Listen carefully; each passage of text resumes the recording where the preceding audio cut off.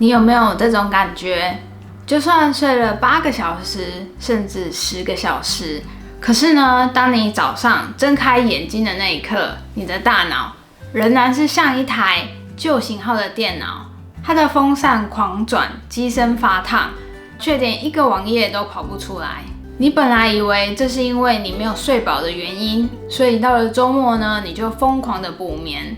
没想到周一早上起床，你反而觉得更累了。所以不要再盲目的补眠了。作为一名生物工程师，今天我就要告诉你一个真相：你的累可能根本就不是因为你睡眠不足所造成的，而是你的大脑正被5名小偷集体的洗劫。如果不把这些小偷抓出来，就算你睡到明年，你的灵魂还是干枯的。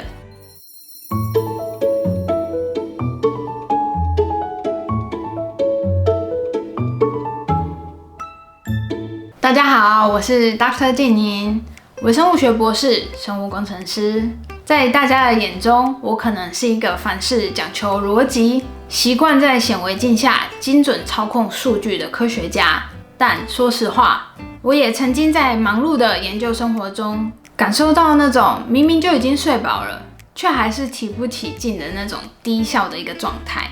所以我就非常好奇，如果我们的睡眠没有问题，那到底是什么原因在消耗我们的生物能量 ATP 呢？所以今天这集内容，我就想要分享给同样追求生活品质的你，这份大脑更新指南。那我们就赶快来看，到底是哪5位小偷偷走了我们的生物能量。第一位小偷就是未关闭的后台程式。决策疲劳与未尽之事。想象你的手机同时开了50个 APP， 就算你没有在用它，你的电力是不是很快就没有了？那我们的大脑也是一样的。所谓的未尽之事，就是那些你已经开了头，可是你还没有完成的事情，就像是那一封还没有写完的 email， 或者是想了很久却没有买的包裹，以及你早上出门的时候忘记倒的垃圾，这些小事就会变成我们大脑里的开放式回路 （open loops）。那为什么这些开放式的回路会让我们感觉到累呢？这就是著名的蔡加尼克效应。我们的大脑天生就会深刻地记得那些我们还没有完成的任务，这是因为大脑怕我们忘记，所以一直在后台不停地提醒我们。这就像是背景噪音，24小时都在磨损我们的生物能量。那我们可以怎么解决这件事呢？每天睡前做一次大脑垃圾清道。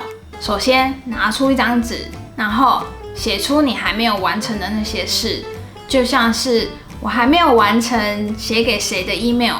当我们写下这些事的时候，同时就是在告诉我们的大脑，我已经记录下来了，所以你可以暂时关闭这个回路。我相信你的疲劳感一定会瞬间的减轻很多哦。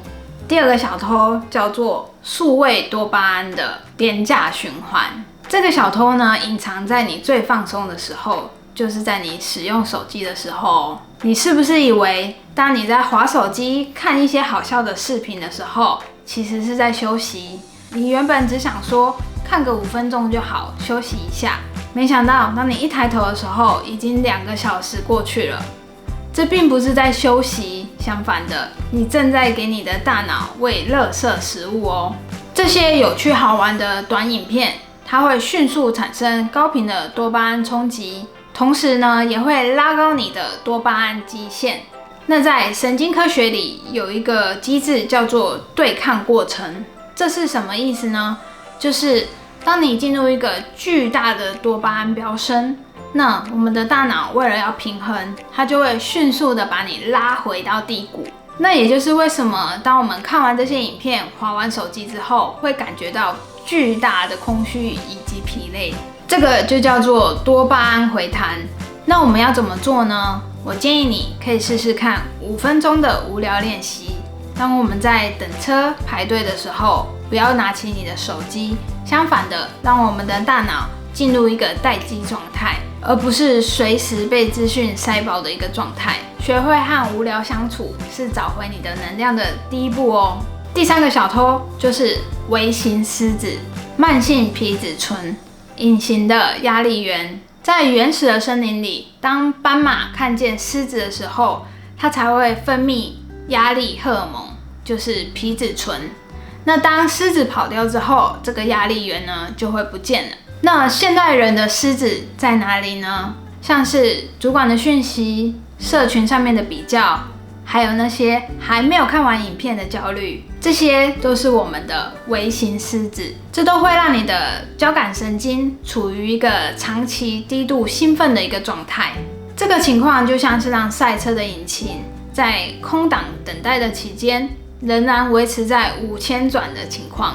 那针对这个小偷，我的建议就是按下那个生理上的强制重启键。在这里，我要教大家一个呼吸的方法，称为4-7-8呼吸法，也就是吸气4秒，1、2、3、4，然后憋气7秒，然后吐气8秒。当你在做这个4-7-8呼吸法的时候，就是直接的透过生理讯号，在告诉你的迷走神经，狮子走了，可以休息了。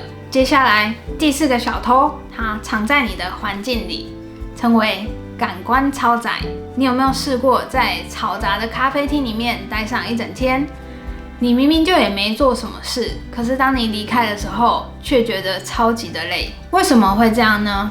那是因为为了让你专注，所以我们的大脑它就需要花费能量去过滤杂讯，就像是凌乱的桌面、嘈杂的背景音，还有忽明忽暗的灯光。为了处理这些非必要的感官刺激，大脑呢都需要花费非常多的氧气跟葡萄糖。那我们可以怎么做呢？就是视觉极简化。当你的工作区域越整洁的话，你的续航力就会越长。那如果我们没有办法去改变这个环境，我们可以试着戴上抗噪的耳机，来帮助大脑减少这个能量的消耗。那最后一个小偷，也是我们最容易忽略的，就是感官的枯竭。每当我感觉到压力很大的时候，我就会想要到大自然去走走。当我站在巨大的老树下，以及看见一望无际的蓝天的时候，我就会感觉到世界好大，我好渺小。在这个时候，我就会觉得瞬间充满能量。你知道为什么吗？这个呢，就称为敬畏感。研究发现，当我们体验到敬畏感的时候，能够有效地降低我们体内的发炎因子 IL-6。当你感觉到这个世界很大、很壮丽的时候，我们的大脑同时也在进行修复哦。所以我的建议是，每周安排一个神圣时刻到户外走走，看看夕阳，看看天空，这就是最硬核的充电方法。最后，为什么我们常常都觉得很累呢？是因为以上我所提到的这些情况，让我们自己把生命活成了一个低效率的消耗战。我们不停地追求快速，而忘了生物体是需要有一定的节奏。当你开始意识到我所提到的这5个小偷的时候，你的能量场就已经从一个混乱坍缩成一个更有秩序、更有力的一个状态。你不是不够努力，只是需要对我们的大脑更温柔一点。如果你觉得今天的这一部影片分享有帮助你抓到你的大脑小偷，记得要帮我点赞、分享，最重要的是订阅我的频道，并且开启小铃铛。我是 Dr. 静宁，在科学里看见生命的奇迹。我们下部影片见，拜拜。